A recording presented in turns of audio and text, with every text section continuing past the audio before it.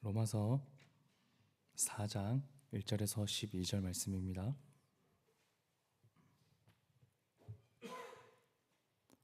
로마서 4장 1절에서 12절 말씀 교독하겠습니다.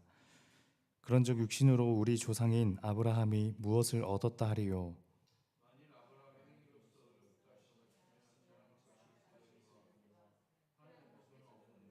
성경이 무엇을 말하느냐? 아브라함이 하나님을 믿음에 그것이 그에게 의로 여겨진 바 되었느니라.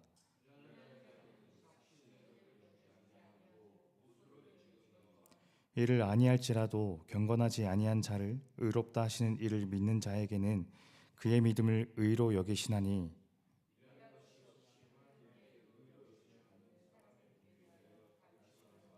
불법이 사함을 받고 죄가 가려짐을 받는 사람들은 복이 있고,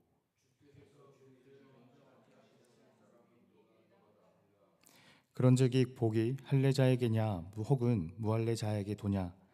무릇 우리가 말하기를 아브라함에게는 그 믿음이 의로 여겨졌다 하노라.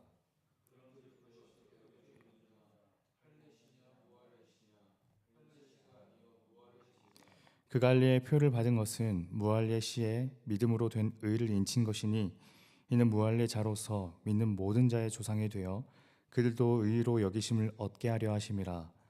또한 할례자의 조상이 되었나니 곧 할례 받을 자에게뿐 아니라 우리 조상 아브라함이 무할례 시에 가졌던 믿음의 자취를 따르는 자들에게도 그러하니라.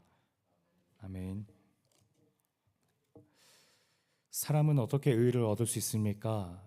라는 질문이 바울에게 던져졌다면 바울은 그 대답으로 로마서 3장 27절 28절을 들었을 겁니다.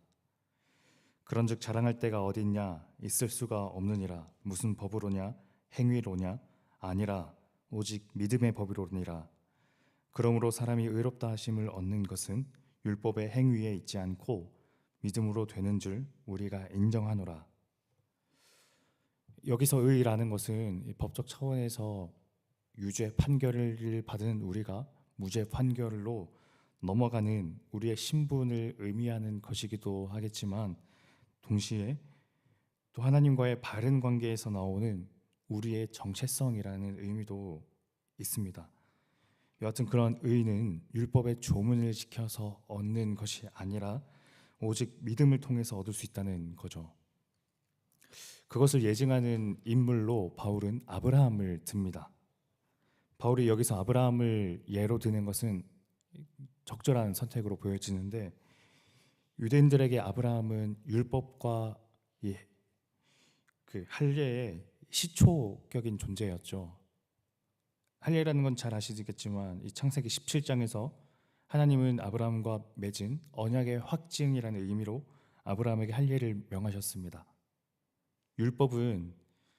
율법이라는 건 사실 아브라함 시대가 아닌 모세 시대 때부터 본격적으로 시내산에서 주어지긴 했지만, 유대인들에게 아브라함은 그 아들 이삭을 하나님께 번제물로 바치는 그 순종이라는 측면에서 그 행위라는 것을 하나님께 했던 인물로 여겨졌습니다. 그러니 유대인들에게 아브라함이라는 인물의 상징성은 할례와 율법이라는 이런 행위라는 차원에서 가장 앞선 인물로 생각되던 겁니다. 하지만 바울은 그런 유대인의 아브라함 이해를 완전히 뒤바꾸죠. 로마서 4장 3절, 성경이 무엇을 말하느냐? 아브라함이 하나님을 믿음에 그것이 그에게 의로 여겨진 바 되었느니라. 유대인들에게 아브라함은 율법과 할례라는 행위적 차원에서 이해되던 인물이었는데, 그렇게만 아브라함을 이해한다면 놓치는 것이 있고, 그것은 바로 믿음이라는 거죠. 바울이 인용한 이 구절의 구약 레퍼런스는 창세기 15장 6절입니다. 창세기 15장 6절, 아브라함이 여호와를 믿으니 여호와께서 이 일을 그의 의로 여기시고. 창세기 15장의 배경은 하나님께서 아브라함에게 자손에 대한 약속, 그리고 땅에 대한 약속을 주셨지만 그 약속이 성취될 기미가 하나도 보이지 않은 채로 시간만 흐르던 상황이었죠. 그 사이 가나안 연합군이 조카 롯을 납치해 목숨을 잃을 각오를 하고서 가나안 연합군으로부터 롯을 구출해내는 그런 사건도 했던 시기였습니다. 하나님의 약속이 성취될 가능성이 희박해지던 그때 하나님께서는 아브라함에게 나타나셔서 말씀하시죠. 두려워하지 말라. 나는 너의 방패다. 너희의 대를 이을 상속자는 너의 몸에서 나올 아들이다. 아브라함이 그동안 하나님께 했던 두려워하거나 의심했던 그 어두운 구름들을 하나님께서는 모두 치워 버리시고 환한 햇살 같은 말씀으로 그에게 나타나십니다. 그리고 나서 15장 6절의 말씀이 주어지는 거죠. 아브라함이 여호와를 믿으니 여호와께서 그 일을 그의 의로 여기시고, 그렇게 아브라함이 그 의를 받았다는 것은 오늘 바울이 굉장한 설득력 있는 논증으로 했듯이 아직 할례를 받기 전이었습니다. 바울은 그 아브라함이 얻은 그 의의 시간성을 포착한 거예요. 아브라함이 할례를 받아서 혹은 모리아산에서 아들 이삭을 바쳐서 그런 순종을 해서 그가 의를 얻은 것이 아니다. 할례가 의를 얻는 토대가 아니라 그보다 더 근원적인 토대는 믿음이라는 겁니다. 이것이 바울의 논증입니다. 이것은 유대인 그리고 이방인 두 집단 모두에게 강력한 논증으로 다가갔을 거예요.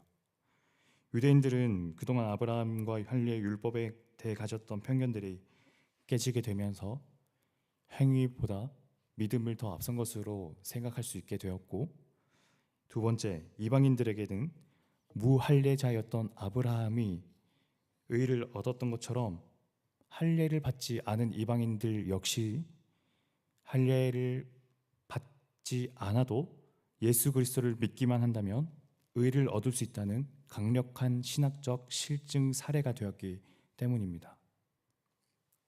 유대인들에게 그리고 이방인들에게 오늘 이 바울의 논증이 그토록 강력한 영향을 끼친 거라면 오늘 저희에게는 또 어떤 의미로 다가올 수 있을까요? 저는 아브라함이 갖게 된 이 믿음에 대해 생각해 봅니다. 바울이 인용한 창세기 15장 6절의 바로 앞절에는 이런 장면이 나오는데요. 창세기 15장 5절, 그를 이끌고 밖으로 나가 이르시되 하늘을 우러러 뭇별을 셀 수 있나 보라. 또 그에게 이르시되 내 자손이 이와 같으리라. 정말 자손을 주실지 주시지 않으면 어쩌나 걱정하는 아브라함을 데리고 하나님께서는 감각적으로 그 약속을 아브라함이 신뢰할 수 있도록 직접 보여주시는 장면입니다. 어두운 밤 깊은 밤 하늘을 바라봐라. 거기 떠있는 무수한 별들이 보이니 내 자손이 그처럼 많을 거란다. 기필코 너에게 자손이 생길 거야 라는 막연한 약속이 아니라 그 약속을 신뢰하는 데 큰 도움이 되는, 그 큰 도움이 되도록 감각적으로 아브라함을 경험시켜 주시는 거예요. 아브라함의 믿음이라는 것도 실은 하나님께서 아브라함이 믿을 수 있도록 도와주셨다는 말씀입니다. 그러니 유대인들의 행위와 율법만이 아니라 아브라함과 바울이 강조하던 이런 믿음마저도 저희는 결코 하나님 앞에서 자랑할 수 없을 겁니다. 우리는 이렇게 고백할 거예요. 저희의 믿음은 하나님께서 믿게 하셨습니다. 저희가 믿음을 가질 수 있도록 또는 저희 믿음을 성장하게 만드시는 그 하나님의 세심한 손길이 오늘 매 순간에도 저희들에게 임하고 있음을 믿습니다. 그런 손길을 기억하며 또 포착하며 하나님께 감사로 나아가는 오늘 하루 되시길 축복합니다. 기도하겠습니다. 하나님 아버지, 할례나 율법이라는 그 행위를 결코 자랑할 수 없다는 이 바울의 논증. 행위나 할례에서 우리가 의를 얻을 수 있던 것이 아니라 오직 예수 그리스도를 믿음으로 의를 얻을 수 있다는 그 말씀이 오늘 저희들에게는 큰 위로와 은혜가 됩니다. 하나님을 믿는 순간 하나님, 저희는 또한 또 그 믿는 것조차도 사실 그것은 저희 마음에서 비롯되었다기보다 하나님께서 저희를 믿게 해주신 것인데, 그러니 하나님 앞에서 저희가 믿음이나 행위나 그 어떤 것도 자랑하지 못하고 다만 은혜 입은 그 세리의 고백처럼 그저 하나님 앞에 이 불쌍한 죄인을 구원해 주시니 감사합니다 고백하는 저희의 모습일 뿐입니다. 매 순간 저희를 그렇게 인도하시고 이끄시는 그 하나님 손길을 기억하고 오늘 하루도 하나님께서 세심하게 돌보아 주시는 저희 믿음을 성장하게 만드시는 그 하나님의 따스한 손길을 경험하는 오늘 될 수 있도록 은혜 베풀어 주옵소서. 예수님 이름으로 기도드립니다. 아멘. 두 가지 기도 제목 놓고 기도했으면 좋겠습니다. 우리가 처음 주님을 믿게 된 순간부터 또 지금까지 저희 믿음을 돌보아 주셔서 감사합니다. 그 하나님의 세심한 손길을 앞으로도 경험할 수 있도록 하옵소서. 그리고 두 번째, 그 교회의 이 곳곳을 놓고 기도하면 좋겠습니다. 다음 주 화요일에는 특별히 전 교회의 성도님들이 참여하는 이 한마음 축제가 열리는데, 그날 어떤 안전사고도 일어나지 않고 또 하나님 안에서 성도의 그 기쁘고 은혜로운 교제가 풍성해질 수 있도록 해달라고, 또 그리고 우리 교회 공동체를 놓고 우리 두 가지 기도 제목 놓고 하나님께 기도로 나아가겠습니다.